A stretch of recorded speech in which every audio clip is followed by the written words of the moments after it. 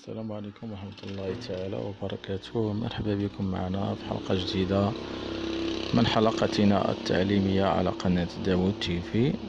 في هذه الحلقة إن شاء الله غادي تكون واحد الحلقة اللي هي مختصرة جدا جدا، ولكن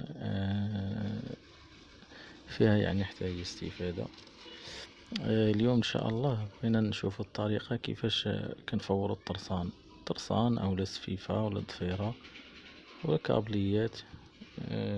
كيف كتشوفوا هنا في الصورة، يعني كناخدو شي مخرج كبير ولا صغير، ولا كاين البعض اللي ياخد شي برمة صغيرة، كيكونوا في السوق موجودين برمة صغيرة كنديرو فيها واحد شوية ديال الماء، تقريبا واحد تولوت ديال الماء، ميكونش الماء بزاف الجهد اللي غادي يفور لنا دوك الطراسن، لان الا درنا الماء كتير خاصنا واحد المدة باش غادي يتفور.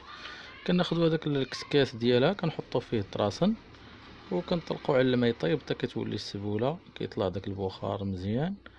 وكنحاولو كاع الى بغينا نزيدو شي حاجة كنديرو واحد البلاستيكة من الفوق باش داك البخار ما كيضيعش لينا كله، كيعاود يرجع للطراسن. ولكن بعض المرات يقدر يفزق، من الاحسن بلا ما تكون كاع ديك البلاستيكة من الفوق، حيت كاين اللي كيدير بلاستيكة غير كما كتشوفوا هنا في الفيديو، يعني غير هكاك كنستفوهم بحال هكاك. شوفوا كشي، ومرة تنقلبوهم، هادوك اللي الفوق تنديرهم لتحت واللي لتحت تنديرهم الفوق، حتى كنحسوا بالبخار دخل معاهم كاملين مزيان، واحد مدة 5 دقائق ولا 10 دقائق. لهذا غير الاستفادة فقط، وكنتمنى تستافدوا من هذا الفيديو. وما تنساوش تبارطاجوه مع الأصدقاء ديالكم وتشتركوا في القناة اللي كنتو أول مرة. والسلام عليكم ورحمة الله تعالى وبركاته.